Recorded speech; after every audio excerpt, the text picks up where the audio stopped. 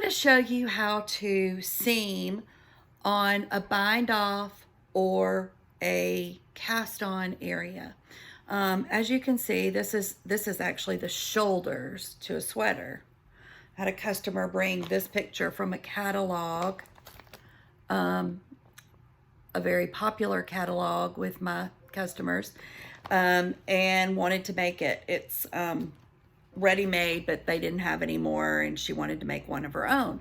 Well, it became very popular. So wrote the pattern. I've had several people do it. This particular lady's made two. So anyway, it's time to put together. Now, I know this is different than sewing, but you put wrong sides together and you're actually putting it together on the right side. So it's very opposite and it's not intuitive to most people. So what we're going to do is we'll start from the outside and go to the inside. All right, now you'll see my crude drawings. Knit stitches, and here are our bind offs up here. Knit stitches are made and they're squiggly like that, and they kind of come down into V's, sort of like this. And they come up like this, and then they go down. So what we're going to be doing is we're going to be looking for V's pointing toward our bind offs. So on this edge, it'll be going up. On this edge, it'll be going down, if that makes any sense. So I will start right here. I'm going to take my needle and I'm going to go this way and get that stitch right there, the point pointing down. Then I'm going to go down here, seesaw, and I'm going to find this V pointing up and go there. All right, so now I'm going to come back up. I'm going to go to this side. Now, I don't want this thing right here, not at all, because it's not pointing toward the bind off. I want to go up and get that one.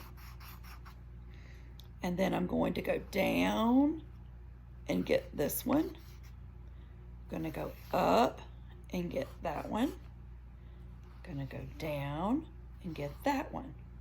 Now, on this, you always go back in the same hole you started or that you came out of, and I will show you. You'll need a simple tapestry needle. Again, you're on the right side. Wrong sides touch each other, right sides are out. I usually tell people, leave yourself a tail long enough to sew on the shoulders. This one's not quite long enough to do the whole thing, but I can get us started. So we go to the first stitch that points up toward the bind off. I'm going to get that.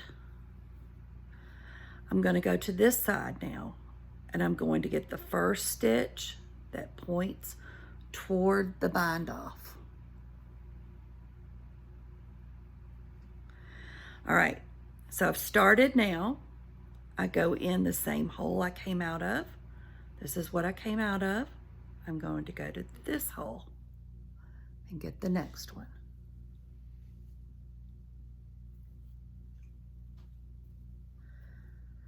All right, over here, I came out of that hole.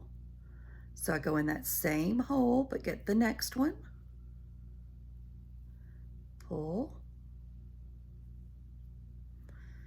I go down here. This is where I came out of. Go in the same hole. And making sure that they're the points or the V's, some people call them the V's, the point part points toward the bind off. Now you can leave them loosey-goosey for a little bit and then pull them. You don't want to yank too hard, but all it does is it makes another stitch, and it's hard pressed to find where you've done that. All right, the next one, I came out of there, I go here. came out of here, I go there. I came out of there, I go here, making sure my V's or my points are pointing toward the bind off. Give it a little tug,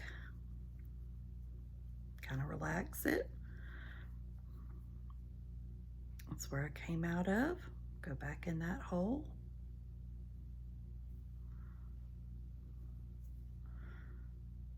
That's where I came out of. Go back in that hole. That's where I came out of. Go back in that hole. And give it a little tug. I'm gonna put it up closer. You can see how it lines up. If you've done it correctly, it'll just look like another stitch. If you turn it over on the back, a minimal seam. But this minimal seam will hold much better than any kind of 3-needle bind off will.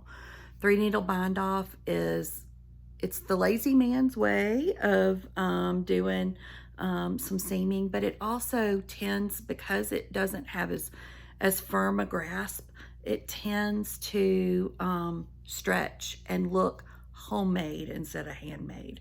So another one of my biases, I'm sorry I have a lot of them.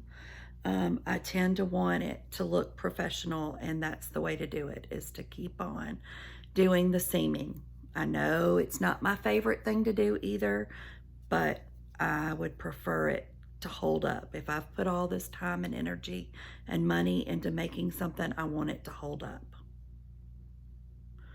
So this is what you do, and when you're done, you just turn it over and thread it through the back and go in and out of your seam. Now, I'll run out of yarn before I finish. All you do is you leave it down, get yourself another piece of yarn, you leave a tail, and just start again. And you'll wind in the old one and the new one into the seam. That's all you do for seaming on the bind off and cast on edge. So horizontal rather than vertical in your knitting. Thanks for joining us. Please like our page on Facebook, Knit Happens with a Z. Also subscribe to our YouTube channel, Knit Happens with a Z. Send us some feedback at holly@knithappens.com or on our Facebook page, or come join us someday in Birmingham, Alabama. Thanks for coming. Bye-bye.